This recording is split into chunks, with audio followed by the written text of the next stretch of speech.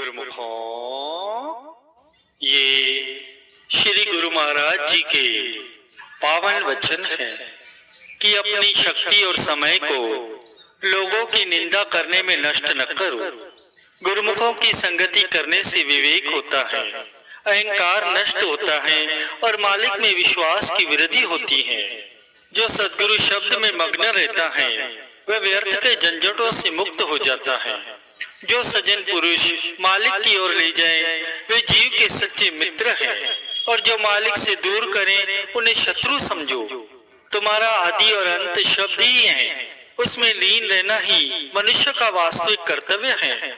जो ईश्वर को सब में और सबको ईश्वर में देखता है उसका चित्त स्थिर जानो।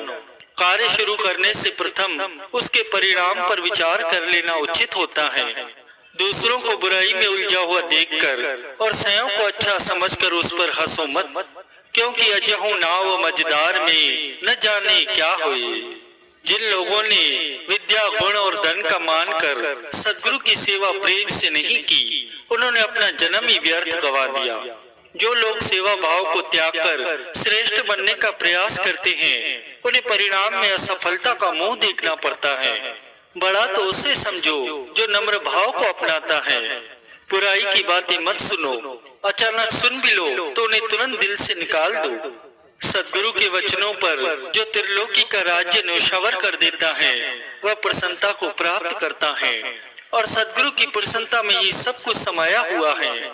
जितना पुरुषार्थ वाद विवाद में विजय प्राप्त करने के लिए करते हो, उतना यदि स्वयं को नेक कमाई में लगाने के लिए करो तो प्रतिवादी स्वतः ही तुम्हारे चरणों में आ पड़ेंगे।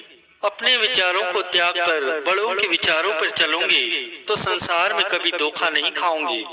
सत्पुरुषों का सेवक ही सत्य शास्त्रों से लाभ प्राप्त कर सकता है, और जिस भाव से वे लिखे गए हैं वही भाव ग्रहण कर सकता है।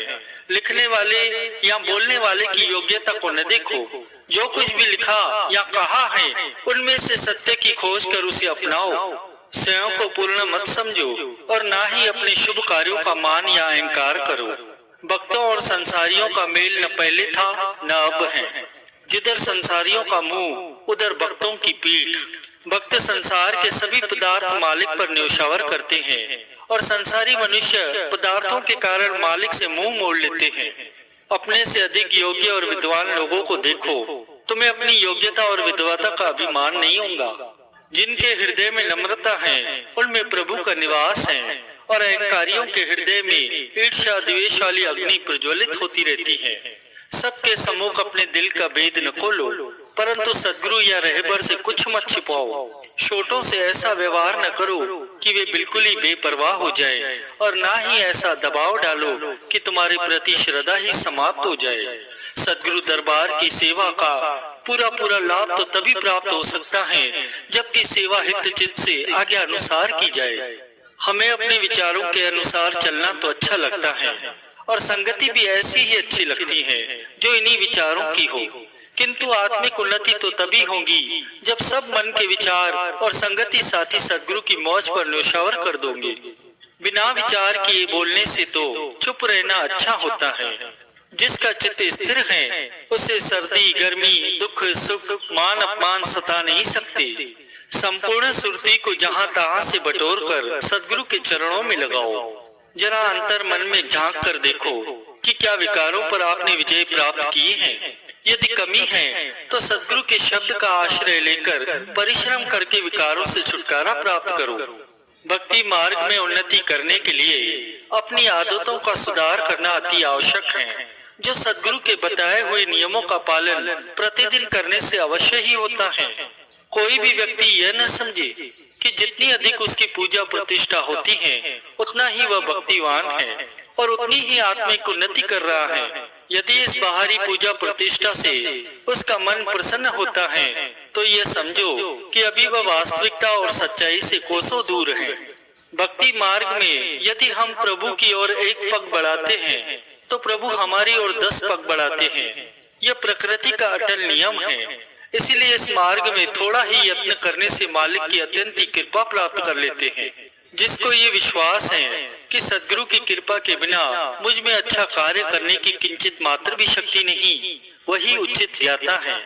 जैसे कड़वी औषधि स्वास्थ्य के लिए गुणकारी होती है, ऐसे ही सांसारिक दुख भी भक्ति पथ पर चलने वाले को मालिक की ओर ले जाने में सहायक बनते हैं, जबकि सांसारिक सुख उसकी आत्मा को निर्बल बना देते हैं। जैसे कोई व्यक्ति भक्ति मार्ग में उन्नति करता है, वैसे ही उसे धैर्य, दीनता और नम्रता की कठिन परीक्षा देनी पड़ती है। वास्तव में तो उसे इस परीक्षा से उन्नति प्राप्त होती है, क्योंकि उस समय उसका ध्यान सीधा मालिक की तरफ जाता है, जो कि उसके परीक्षक हैं। जिसमें धैर्य और दीनता है, वह शत्रुओं पर विजय शीघ्र ही प्राप्त कर लेता है। किसी को संकट में देखकर उससे ऐसा व्यवहार करो जैसा तुम स्वयं के लिए चाहते हो।